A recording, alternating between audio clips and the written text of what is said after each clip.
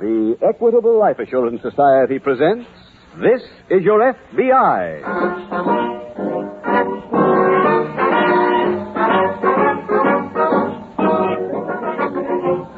This is Your FBI, the official broadcast from the files of the Federal Bureau of Investigation, presented as a public service by the Equitable Life Assurance Society of the United States and the Equitable Society's representative in your community.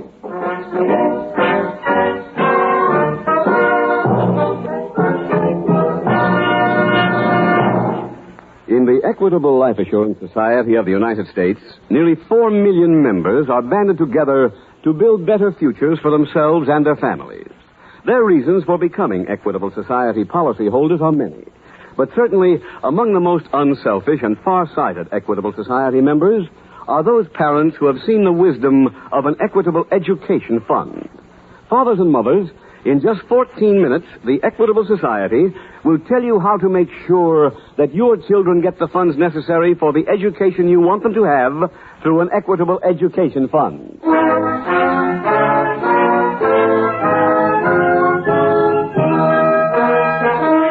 Tonight's FBI file, The Innocent Fugitive.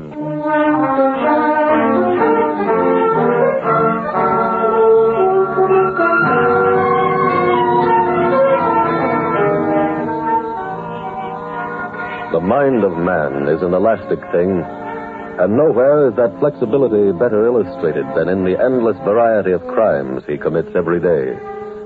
In every 24-hour period, there are more than 4,000 major crimes committed somewhere in these United States. Those crimes range from armed robbery to murder. Some of those crimes are comparatively new, but murder, the deliberate killing of a human being with malice aforethought, is as old as the history of the world. In fact, one of the most despicable characters in America's current legion of criminals is a throwback to the very earliest days of recorded time. In that era, rulers hired their soldiers who were available to the nation which paid them best. They were called mercenaries. Today, their 20th century criminal counterpart is likewise a member of no organization. He, too, is available to the highest bidder. His job is to murder for money.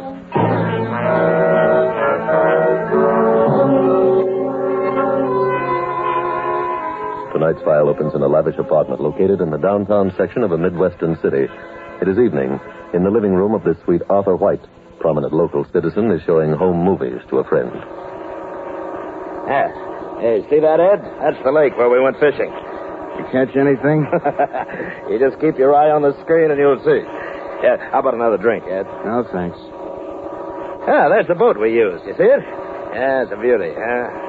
Is that you? Huh? Oh, no. That fellow was my guide. Oh. Yeah, there's me now, see? Mm-hmm. You ask about fish. Just look at those rainbow trout. Who caught them? I did. That's the legal limit up there. You're not allowed to catch any more. You know me. I always stick with the rules. Mm-hmm. Hey, look, there's Freddie waving at the camera. Hello, Freddie. Say, Mr. White. Yeah? Is this what you brought me up here to see? No, we're coming to that right now. Okay. Yeah, here we are. Now, look at that place closely. That house? I'm pretty sure that's where he is. That's where who is? John Williams. Who's he? The man I want you to kill.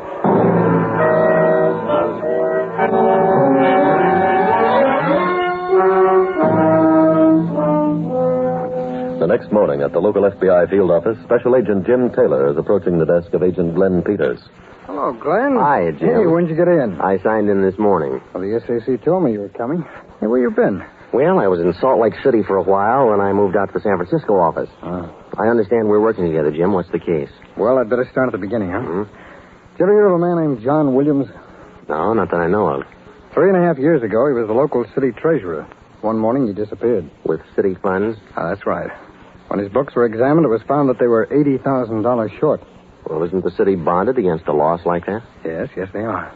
Well, how do we get in on a local case, Jim? Well, when Williams couldn't be found, the police requested us to cooperate with them. We sent out a flyer on Williams and found out that he'd taken a plane to El Paso, Texas. From there, he went across the border into Mexico. That was the last trace we had of him.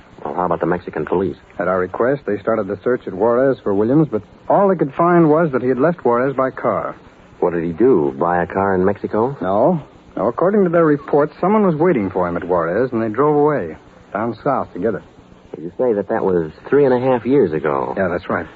Well, how come we're suddenly getting active on the case again? We got a report from the Immigration Department that a plane was taken from an airport in Mexico, flown across the border to an airfield in this country where it was abandoned. Mm-hmm. Now, upon examining this plane, immigration officials found a thermos jug in the cockpit. They wrapped it carefully, sent it on to Washington for a fingerprint examination. Mm-hmm. Now, fingerprints proved to be those of John Williams. Well, any idea where he could be headed? Not yet, Glenn. But let's go through the record, see if we can get some kind of a lead.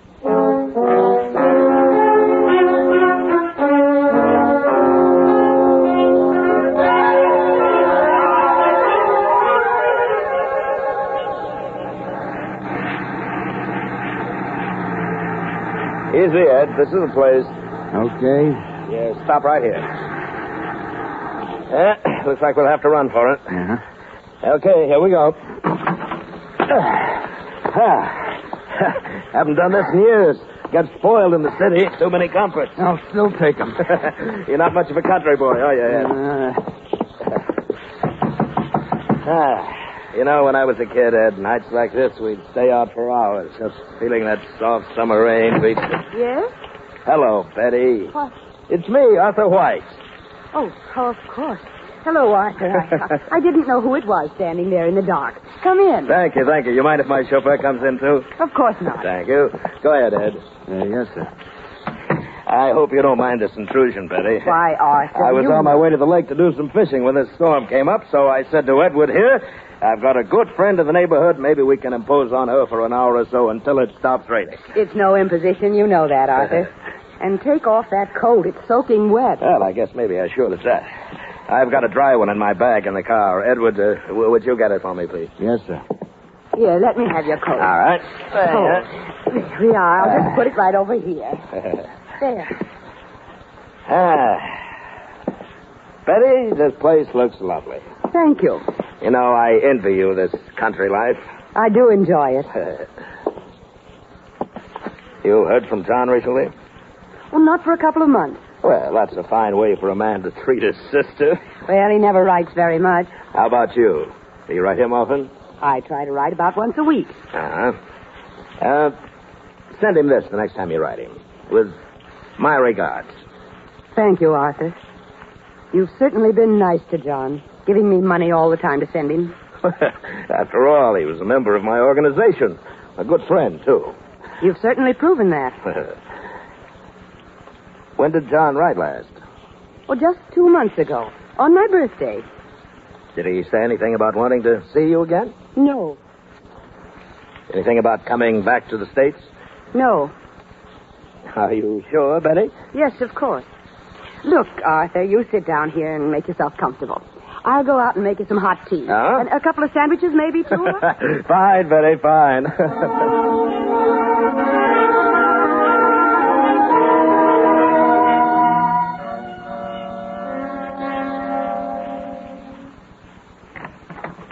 Who's there? Oh, John. Oh. Don't turn on the light. I heard a car pull into the driveway a little while ago. Who's here, Betty? Arthur White. Oh, he must have heard that I came back. He doesn't know that you're here. How do you know? Because he gave me $100 to mail to you. Well, that might be one of his tricks. Maybe. What's he doing here? He said he was just passing by when the storm came up. He was on his way to go fishing. I don't trust him, Betty. Where is he now? Down the hall in the guest room, changing his wet clothes. His chauffeur's with him. Chauffeur? Yes. Oh, that's not so good. Well, what do you mean? Arthur's always used that chauffeur's uniform to disguise one of his thugs. Oh. What'll we do? Nothing. Shall I call the police? You can't, Betty. You know that. But, John, you told me that you could prove you're innocent. And not until I get a written statement from a girl named Peggy Dawson. Who's she? Arthur White's ex-girlfriend, the one I told you about. Oh, yes. The one who sent me word in Mexico that White framed me. Well, when can you get that statement? She said she'd be here tonight, a little after midnight. But if she sees him here, she may change her mind about talking. John, she can't. Betty, Arthur has methods of persuading people. Well, then, what can we do? You go down to the living room. Yes? Watch for this Dawson girl. Head her off. All right. And above all, stay clear of that chauffeur.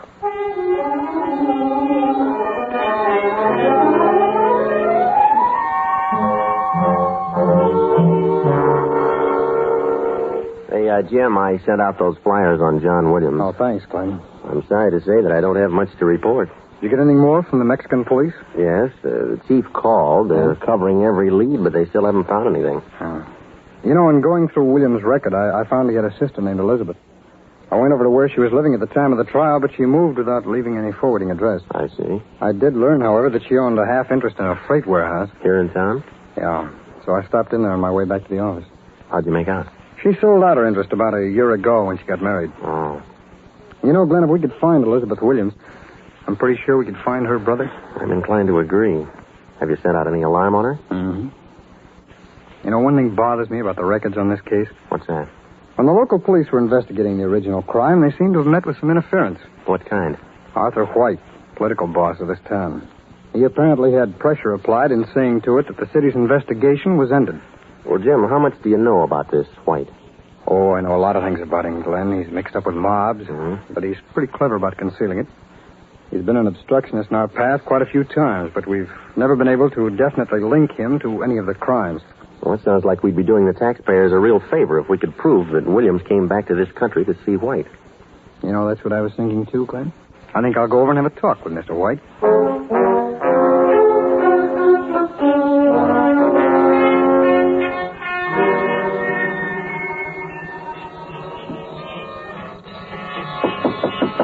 Yes, come in. Well, Ed, I thought I'd lost you. I've been busy. Listen to this thing, Ed. You know what that is? That new stuff called bebop. It's quite the rage these days for the younger set. I got a report for you. Oh? I've been casing the whole house. From the outside? Yeah. Your friend is in the corner room down the hall. Well, that's welcome news.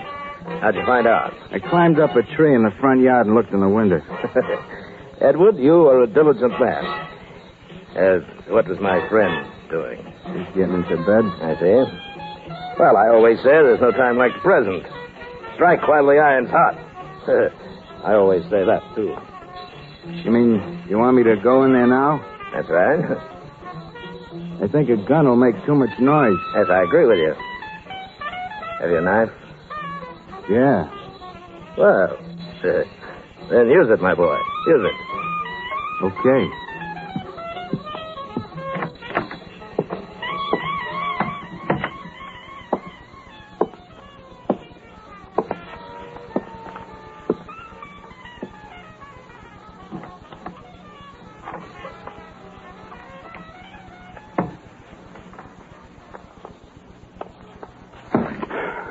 I think you'll find that you've only stabbed my pillow.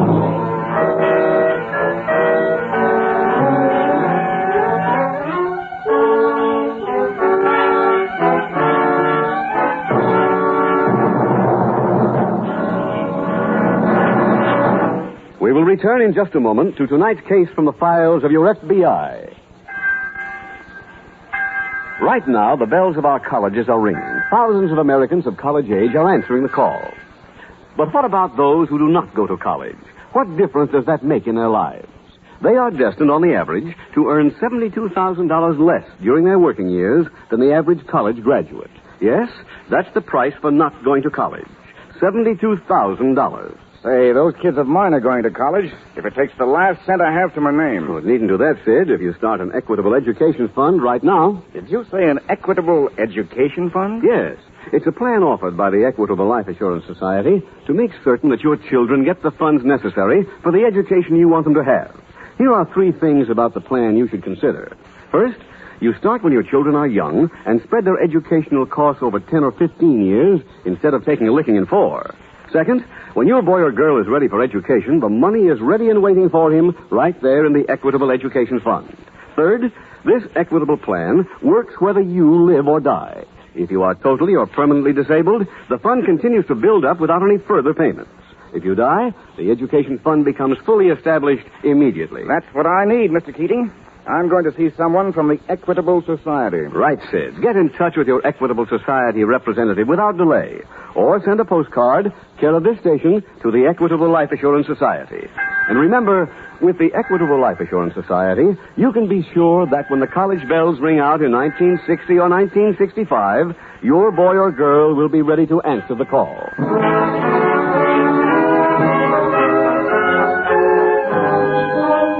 And now back to the FBI file, The Innocent Fugitive.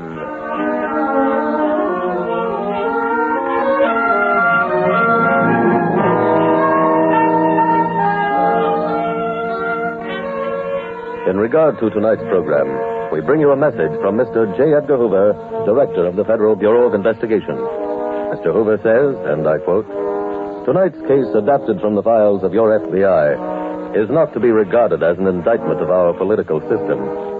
Our country lives by that system and has prospered by it. In the final analysis, our greatest men, Washington, Jefferson, Lincoln, and all such national figures, were in politics. However, there is a sharp line of demarcation between the man in politics working always in the best interests of the citizen and the politician who thinks only about his job. Much of today's crime problem can be traced to the latter. The political hanger-on who wants a job as head of a police department for what he can get out of it. The crooked or ignorant vote-getter, the legislator who impedes law enforcement for private or political reasons, is the type to which I refer. They are enemies of America and of every man in politics. You and I, the citizens of America, must see to it that politics is concerned with principles and careers. That every local government is run by men and women whose honorable intention it is to serve their fellow citizens.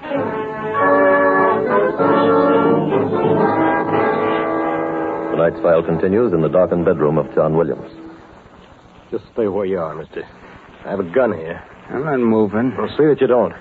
And keep your hands up while I see what other weapons you're carrying. I ain't. I'll find that out myself. Okay. Satisfied? Turn around. Sit on the bed. Okay. Now, first of all, I want you to know one thing. Inasmuch as you came up here to kill me, I haven't any qualms at all about killing you. You understand? Yeah. You can walk out of here alive or be carried out dead. That's up to you. Up to me, how? I want you to go back and tell Arthur White you did your job. Huh? Tell him you killed me. Why? What's your angle? That's my business. Mister, I don't play any games where I don't know the score. Well, you're in no position to make any demands. Can I have a couple of minutes to think it over? Sure. Thanks.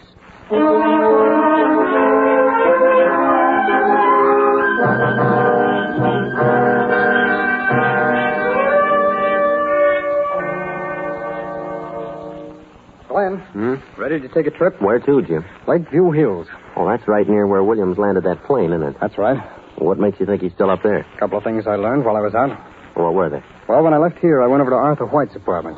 Was he annoyed at being disturbed this late at night? No, he wasn't there. Well, who'd you talk to? To his houseboy. When I showed him my credentials, he told me that White and another man had gone to visit someone about an hour ago. Pretty late at night to be visiting, isn't it? Yeah, that's what I thought. He also described the other man, and from the description, it's Ed Franklin. Ed Franklin? Mm-hmm. Well, I thought he was in jail for the murder of a policeman a few years ago. Well, it seems that Mr. Franklin has friends. He's been paroled. Jim, what do you have to do around here to be ineligible for parole? Sure, I don't know.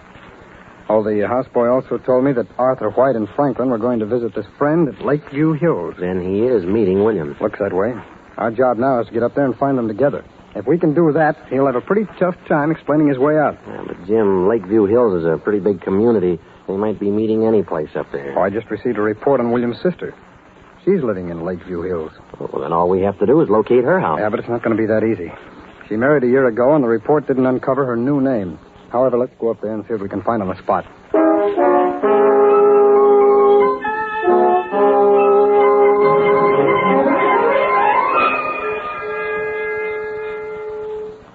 Well, you had enough time to think? Yeah. What's your decision? I never double-crossed anybody in my life. I'm not going to start now. John, dear, Oh, It's all right, Betty. what happened? Mr. White's chauffeur came in here thinking I was in bed. But I was waiting for him. Oh, He seems to have a curious code of honor. I don't understand. I want him to go back and tell White I'm dead, and he refuses to do it. Some guys are double crosses and some guys ain't. Now, look, do you think Arthur White would be this loyal to you? He got me my parole. Probably so you could do this job for him. White would double-cross his best friend. I know. I was his best friend, and he framed me. Are you kidding? White told me you ran away with $80,000 of the city's money. I didn't run away because of that $80,000. One night out at a roadhouse, White threw a party. There were a lot of us there. I got pretty drunk and got into a fight with the man. This man fell down, hit his head on the floor, and a doctor who was there pronounced him dead. So you ran away because you had a murder rap going against you. Well, that's what I thought when I left. And that's what White wanted me to think. But the man I hit wasn't dead. The doctor was a phony. White wanted to get John out of the country. Why? Well, then he could take anything he wanted from the city treasury and make it look as if I had taken it and absconded. Huh? Why'd you go to the cops? Because he couldn't prove that the man he struck was still alive without the help of a girl named Peggy Dawson. Who's she? She knows the man I allegedly killed. She's coming here tonight to give me a written statement. Oh. Sounds like trouble for White. It is. He's going to jail. And unless you do as I ask, you're going with him. Now, what do you say? Mister, you just made a deal. No, you didn't. Huh? Drop that gun, John. Drop it. Now, why don't we all go down to the living room and wait for Peggy Dawson?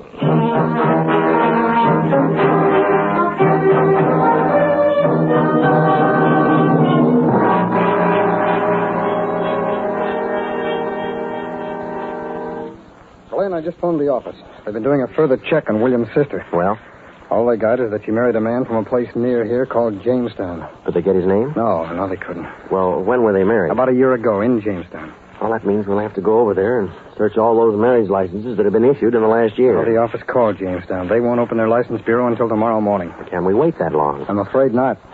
The meeting between White and Williams will undoubtedly be over by then. Then White goes back to town and he's done something again that we can't prove.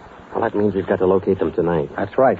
Jim, Lakeview Hills is much too big to start a house-to-house canvass. Yeah, there's no question about that. Even with the help of the local police, we couldn't do it under a couple of days. Yeah, I know. Hey, wait a minute. Let's go back to that telephone, Glenn.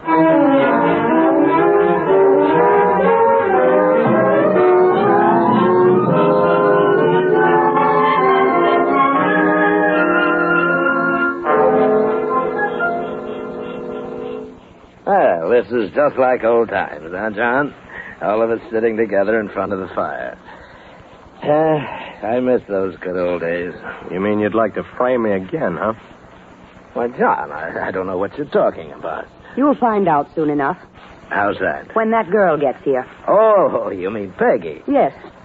She has definite proof that you framed John. So I gathered from what I heard when I eavesdropped upstairs.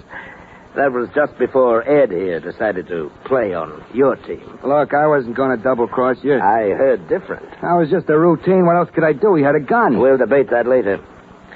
Now let's get back to Peggy's story, shall we, John? You've already heard it. I'd like to fill in a few details, though, that you don't even know. They concern the man you killed. Well? I don't think he'll be much help to you. He is alive, isn't he? Oh, yes. He's alive. But unfortunately for you, he has a past, a prison record. I had him paroled from prison. He's quite grateful for that. I think he'll show his gratitude by doing whatever I say. We'll still have the word of that girl. But she won't be talking. Yes, she will. From the grave, John? What do you mean? She's coming here tonight, isn't she? I'm going to give Ed here a chance to redeem himself. You mean kill her? Well, bluntly, yes. John, you've got to do something. You've got to keep that girl from coming here. Oh. A little late, aren't you? Let her in, Ed. Okay. No, don't. Stand back, you. Huh? Let me have that gun, Mr. White. Right. Who are you? I'm a special agent of the FBI. Oh. Well, I'm glad to give you the gun. Here. I'm certainly happy you men got here when you did. I stopped at this farmhouse to ask directions, and that man there pulled a gun on me. Luckily, That's a lie. I think I know what happened here. That's why we brought warrants for the arrest of you, Williams, as well as Mr. White. But John is innocent. He can prove it. If he can, I'm sure he'll be released. It's all right if I go. I'm Mr. White's chauffeur. Yes, you can go. You can go with the rest of us, Franklin. We've got a big car outside, big enough to take us all to headquarters.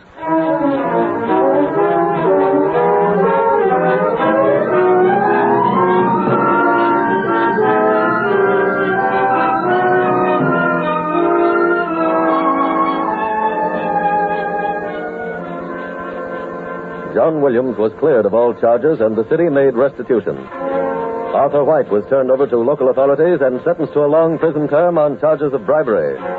Ed Franklin's parole was revoked, and he was returned to prison.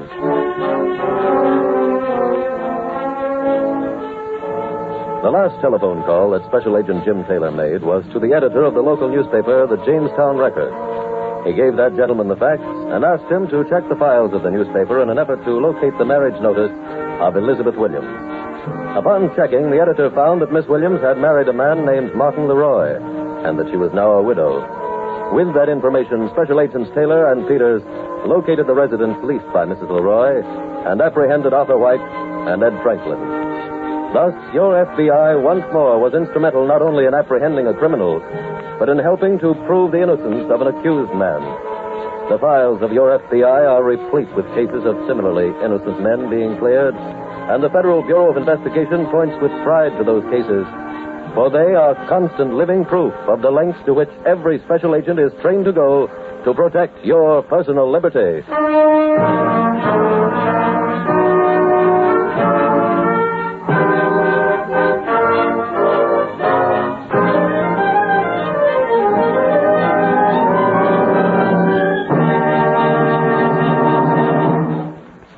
In just a moment, we will tell you about next week's exciting case from the files of your FBI. Now, Sid, I've got just a few seconds to answer your question on the Equitable Education Fund. Mr. Keating, is there any special amount you have to sign up for when you start one of these funds? No, Sid. The amount is strictly up to you, whatever you feel you can afford. Your Equitable Society representative will work out a plan that's tailor-made for your income and the educational requirements for your family. So, why not plan to see him soon? Or send a postcard, care of this station, to the Equitable Life Assurance Society of the United States.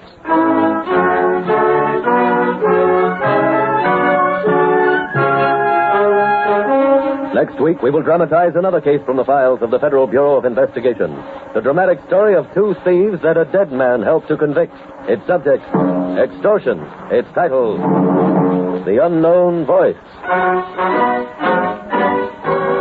The incidents used in tonight's Equitable Life Assurance Society's broadcast are adapted from the files of the Federal Bureau of Investigation.